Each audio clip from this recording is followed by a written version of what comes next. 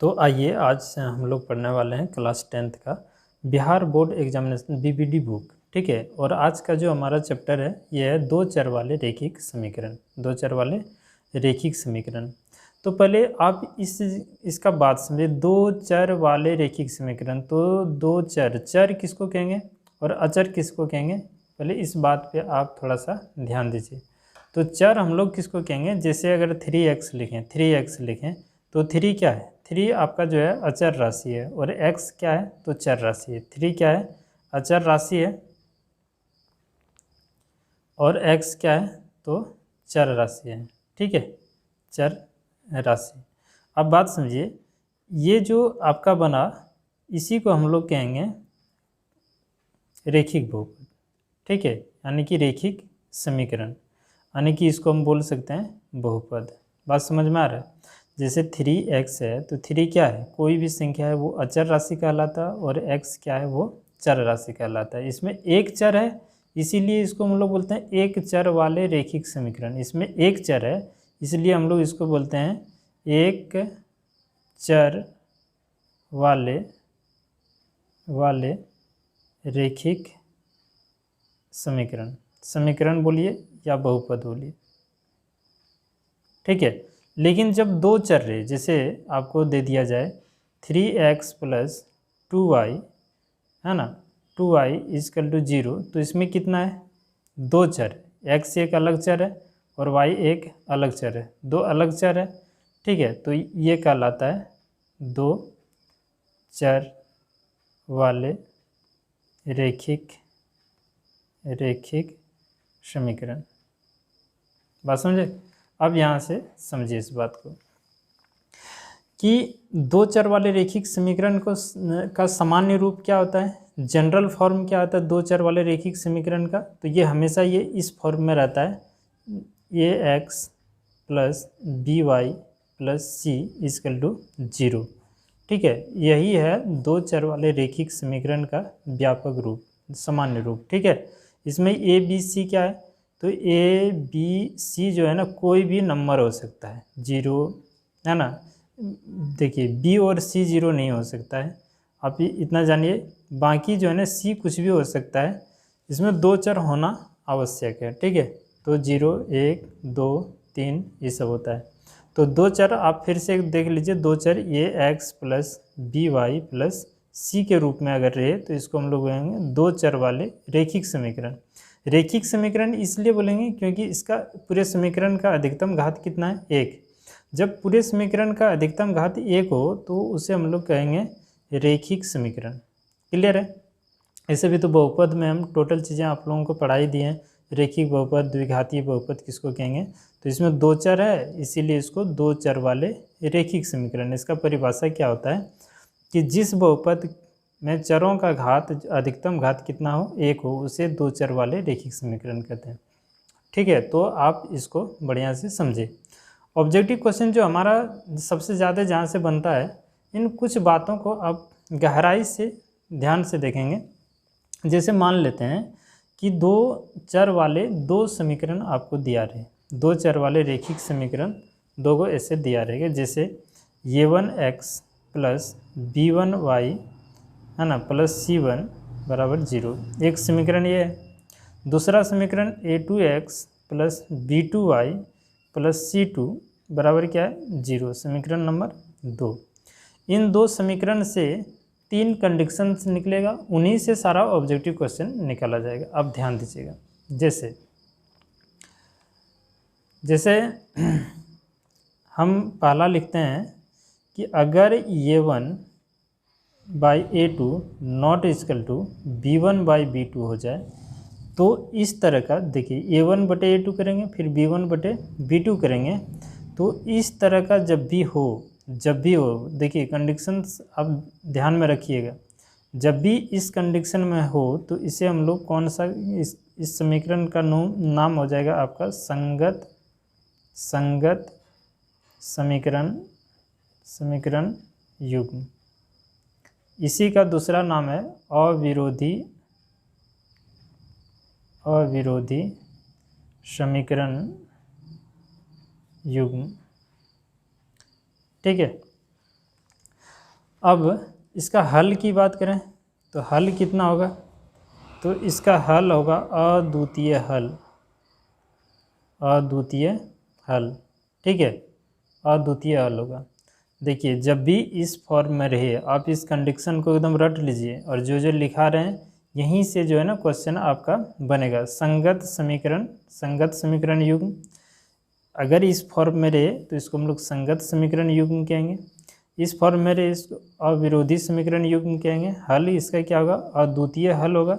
इसकी अगर हम ग्राफ की बात करें, इसकी जो ग्राफ की बात करें तो इसका ग्राफ एक बिंदु पर प्रतिच्छेद यानी प्रतिच्छेद करेगा, एक बिंदु पर क्या करेगा, प्रतिच्छेद, है ना, एक बिंदु पर प्रतिच्छेद करेगा। बात समझ में आ रहा है? जैसे कहने का मतलब जैसे आप ग्राफ बनाते हैं ऐसे, है ना, ये एक्स एक्सिस होता है, इधर क्या होता है वाई एक्सिस होता है, तो जो आपका ग्राफ इस समीकरण का अलग ग्राफ और इसका अलग ग्राफ हम लोग खींचेंगे ना, तो ग्राफ आपका ऐसे कहीं ना कहीं एक बिंदु पर दोनों ग्राफ कटेगा, ठीक है। तो ये कंडीशन से ही सारा ऑब्जेक्टिव अभी हम लोग बनाएंगे, ठीक। आप इसको ध्यान में रखेंगे, बढ़िया से इसको नोट कर लीजिएगा। अब बात रहा कंडीशन नंबर 2, तो दूसरा कंडीशन जो हमारा है वो A1 bye A2 is equal to B1 bye B2 और not is equal to C1 bye C2 अगर इस फॉर्म में रहा, तो इसे हम लोग कहेंगे असंगत समीकरण युग्म, असंगत समीकरण युग्म, यानी कि इसका दूसरा नाम जो होगा वो विरोधी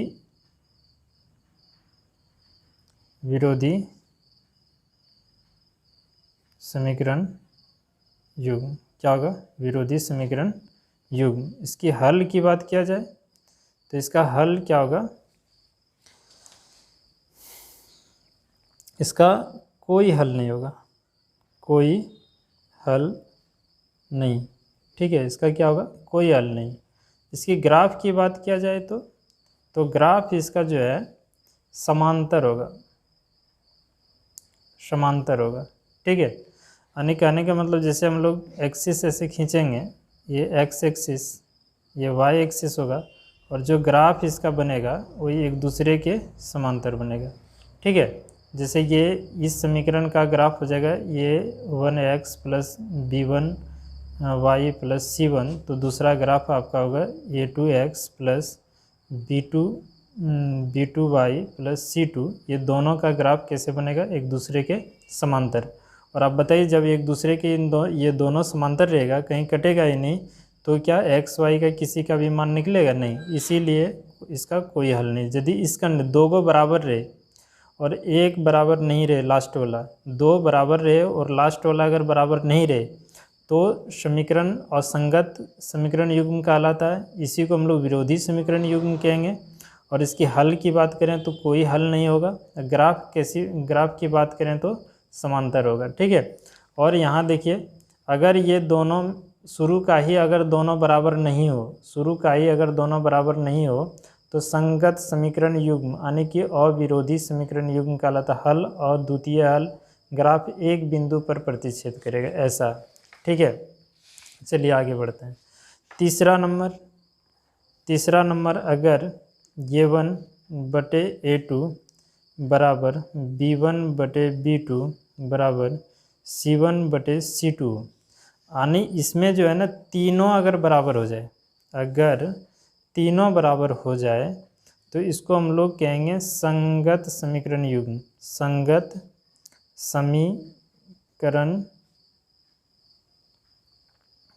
समीकरण युग्म, ठीक है। अब यहाँ देखिए इसका दूसरा नाम क्या है, तो आश्रित समीकरण युग्म, इसको हम लोग कहेंगे आश्रित समीकरण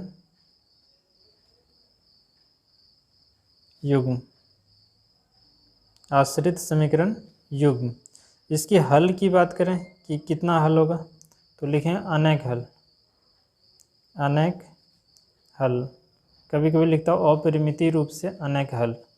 इसके ग्राफ की बात करें तो ग्राफ क्या होगा, समपाती होगा। देखिए इसमें जितना भी पॉइंट आपको हम बताए, संपाती कहने का मतलब ये होता है कि दोनों समीकरण का ग्राफ जो होता है ना एक ही लाइन पे, चाहे जिधर से भी हो। जैसे अगर एक ग्राफ हम इधर से खींचे तो दूसरा भी इसी लाइन पे होगा, दोनों एक दूसरे के ऊपर होगा, यानी कि जैसे ये है इसके ऊपर ऐसे, दोनों एक दूसरे के ऊपर संपाती होगा। संपाती मतलब एक दूसरे के ऊपर, ठीक है, इसको बोलते हैं हम लोग क्या, संपाती। तो इन चीज़ों को आप ध्यान से एक बार फिर से हम आपको रिपीट कराते हैं।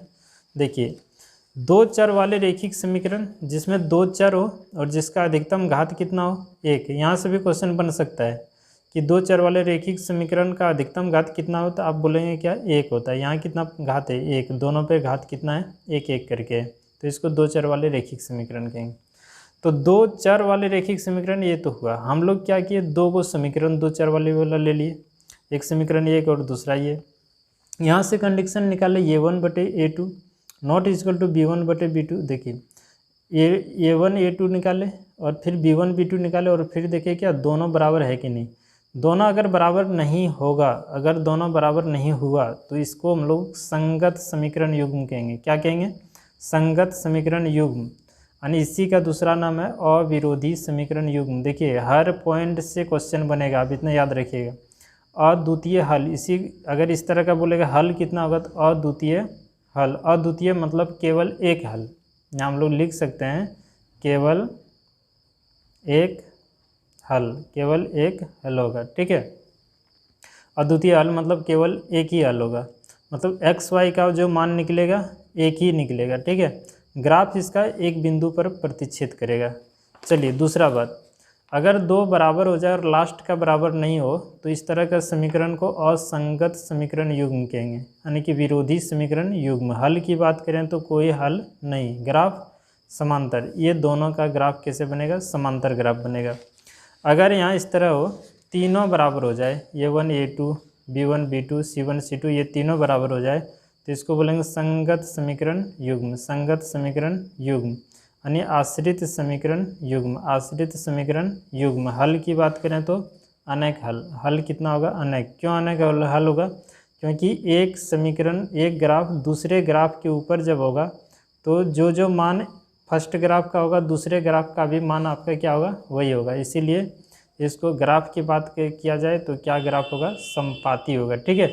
तो चलिए हम लोग आज स्टार्ट करते हैं आपका बीवीडी, ये आपका बीवीडी बुक रहा, ठीक है। और जो कि पिछला चैप्टर हम बता चुके हैं, आज हम लोग पढ़ेंगे दो चर वाले रैखिक समीकरण का, जो आपको बेसिक चीज़ बताई, उनसे बाहर एक भी क्वेश्चन नहीं आएगा। जैसे यहाँ शुरू में ही आप क्वेश्चन देख पा रहे हैं कि यदि 3x - y = 5 तो 6x - 2y = k, है ना, कि कोई हल ना हो कोई हल ना हो तो इसमें k का मान आपको बताना है। तो अभी देखिए कोई हल नहीं होगा, तो कोई हल नहीं होगा तो यहाँ है, तो इसका शर्त क्या है, इसका शर्त देखिए a1 a2 b1 b2 not equal to c1 c2 है, इस तरह का है। तो इसको हम लोग बनाएंगे कैसे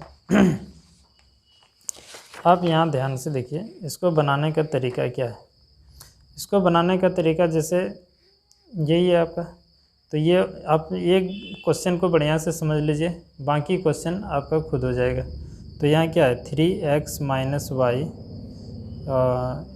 = क्या है, 5। दूसरा क्या है, 6x - 2y = k। यहाँ देखिए ये इसका कंपेयर जो है ना इस समीकरण से करना है, a1x b1y + c1 के साथ, ठीक है, बराबर 0। तो यहाँ देखिए a1 का मान x के आगे क्या है, a1, और यहाँ x के आगे क्या है, 3, यानी कि a1 का मान हो गया 3। b1 का मान कितना है, तो यहाँ देखिए b1 है, b1 के आगे क्या है, 1, तो हम लोग लेंगे -1। ये इसके आगे का चिन्ह जो है वो चिन्ह भी आपको लेना पड़ेगा। c1 क्या हो गया, तो c1 आपका देखिए c, इसको अगर इस पर कर दें तो -5 हो जाएगा, होगा कि नहीं। अब दूसरे समीकरण में इसका, इस समीकरण का जो है ना तुलना हम किसके साथ करेंगे, a2x + b2y + c2 के साथ। अभी तुरंत तो बताए, अगर यहाँ a2 का मान कितना हो गया, 6, ठीक है, b2 का मान क्या हो गया, -2, और c2 का मान क्या होगा, तो इस k को इस पार कर देंगे ठीक है, तो माइनस के हो जाएगा। अब हम लोग यहाँ बारी बारी देखेंगे। यहाँ क्वेश्चन आपसे क्या कह रहा है, क्वेश्चन में आपसे पूछा जा रहा है कि कोई हल ना हो तो कोई हल नहीं होगा। तो कोई हल नहीं होने के लिए हम बताए क्या कि a1 a2 बराबर b1 b2 और not equal to c1 c2 इस तरह का होना चाहिए। ठीक है, यानी कि दो को बराबर होगा और तीसरा बराबर नहीं होगा। अब यहाँ हम लोग आते हैं, a1 का मान कितना है 3, a2 का मान कितना है 6 बिठा दीजिए, b1 का मान कितना है -1 और इसका मान कितना है -2, c1 का मान कितना है तो c1 का मान है -5 और c2 का मान कितना है तो c2 का मान यहाँ देखिए कितना है k -k, ये दोनों कटा। और हमें चाहिए क्या हमें चाहिए k का मान, k का मान चाहिए तो इन दोनों से रिलेशन निकाल लेंगे।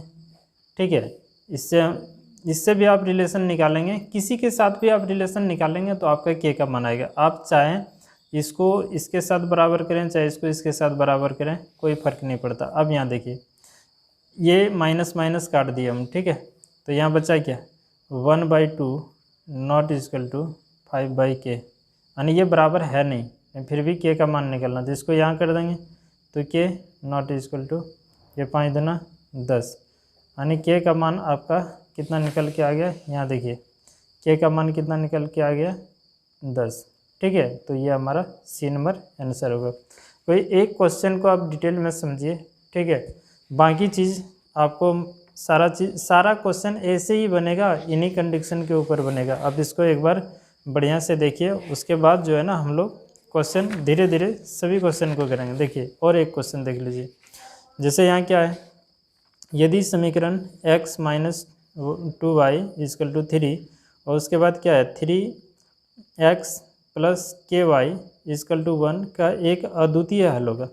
अद्वितीय हल होने का शर्त आपको बताए थे क्या है कि अद्वितीय अगर हल होता है तो अद्वितीय हल होने के लिए आपको हम कंडीशन बताए कि शुरू का ही दोनों a1 a2 not equal to b1 b2 है कि नहीं। तो यहाँ a1 का मान क्या है, आपको एक और हम डिटेल में करके दिखाते हैं। देखिए ध्यान से ये समीकरण हमारा रहा x - 2y = 3, ये ना है। तो इसमें जो है एक मिनट रुक जाइए, आइए, तो x - 2y = 3 एक पहला समीकरण हो गया। एक और समीकरण दे रखा वो है 3x + ky = 1।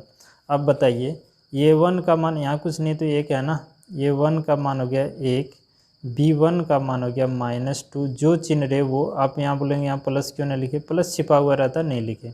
ठीक है, c1 का मान यहाँ कितना है तो c1 का मान दे रखा है आप कितना 3, तो 3 ही लीजिए। अगर बराबर की इस पार यहाँ भी है और इधर भी है तो 3 ही लीजिए। इसको इस पार भी आप करेंगे तो बाद में तो माइनस कट ही जाता है। इसमें a2 का मान कितना 3, b2 का मान कितना k और c2 का मान कितना तो 1। आप -1 भी ले सकते हैं इस पार करके। कह रहा है क्या अद्वितीय हल है, तो अद्वितीय हल होने के लिए आपको हम यहाँ बता चुके हैं। देखिए शुरू में ही अद्वितीय हल होने के लिए क्या होगा, ये शुरू का दो a1 a2 not equal to b1 b2, ये काफ़ी इम्पोर्टेंट है आपके लिए। ठीक है, इसको आप बढ़िया से कीजिए। उसके बाद यहाँ हम लोग क्या करेंगे, a1 a2 not equal to b1 b2, इसी से काम करेंगे। देखिए a1 का मान कितना है 1, a2 का मान कितना है 3, b1 का मान कितना है -2 और b2 का मान कितना है k। ये बराबर दोनों आपस में नहीं है, फिर भी क्रॉस गुना कर देंगे। तो क्रॉस जब हम गुना करेंगे तो k 1 हो जाएगा और इसको यहाँ कर देंगे तो हो जाएगा क्या, ये नॉट इक्वल टू माइनस है ना, 3 दूना 6, तो k का मान आ गया -6। ठीक है, तो यहाँ देख लीजिए k का मान आ गया -6, बी नंबर आपका सही आंसर होगा। उसी तरह से यहाँ 3 नंबर का रहा 2 चर अभी बताइए चर। अच्छा एक चीज़ बताइए, चर किसको बोलेंगे, चर वैसी राशि है जिससे हमें कन्फर्म किसी भी चीज़ का पता नहीं चले। ठीक है, जैसे अगर हम आपको बोलें कि 2x रुपया। 2x रुपया मतलब क्या आपको समझ में कुछ भी अंदाज़ा नहीं लग रहा है, ठीक है। तो ऐसी राशि को हम लोग क्या कहेंगे, चर राशि। जैसे हम बोले x रुपया, तो x रुपया से आपको क्या पता चल रहा है, कुछ भी पता नहीं चल रहा है। तो इस तरह राशि को हम लोग क्या कहेंगे, चर राशि। ये बदलते रहता है। हो सकता है कि x रुपया कहने का अर्थ ये हो कि मेरे पास बहुतों पैसा हो, या फिर नहीं भी हो, या फिर हम कर्ज में भी हैं। तो इससे हमें कन्फर्म पता कुछ भी नहीं चलता। इसको हम इस तरह राशि को हम लोग चर राशि कहेंगे, ठीक है। और अगर हम आपको बोले 2 रुपया, तो आपको समझ में आ गया कि मेरे पास 2 रुपया है। तो इस तरह राशि जिससे आपको कोई चीज़ कन्फर्म पता चल जाता है उसको हम अचर राशि कहेंगे, और जिससे नहीं चले उसको हम लोग क्या कहेंगे, चर राशि। तो इसमें क्या रहा है 3 नंबर में कि दो चर x y में रेखिक समीकरण ये x plus B Y plus C equal to 0 के कितने अधिकतम हल संभव हैं, ठीक है। तो इसका कितने अधिकतम हल संभव हैं। तो आप एक चीज़ बताइए, इसका अनगिनत हल होता है, ठीक है। एक चीज़ हम फिर आपको बेसिक बता देते हैं कि दो चर वाले रैखिक समीकरण,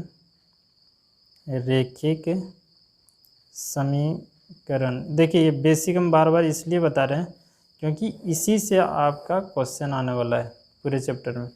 दो चर वाले रैखिक समीकरण जो होता है ना, कि जिसमें दो चर हो और दोनों का घात x हो। दो चर मतलब हो सकता है कोई भी दो चर हो, हम ले लेते हैं एक्स वाई, कोई एक्स टी भी ले सकते हैं, कोई टी पी भी ले सकते हैं, कुछ भी हो सकता है। ये सब क्या है, चर राशि है, ठीक है। कोई भी दो चर, और इसका अधिकतम घात की बात करें तो अधिकतम घात कितना हो, अधिकतम घात 1 हो, ठीक है। जैसे x प्लस वाई है ना, प्लस यहाँ इधर अचर, देखिए यहाँ जो c लगाते हैं कॉन्स्टेंट, यहाँ कुछ भी हो सकता है ना, 1 2 3 4 कुछ भी हो सकता है। तो इसको दो चर वाले रैखिक समीकरण कहेंगे, ठीक है।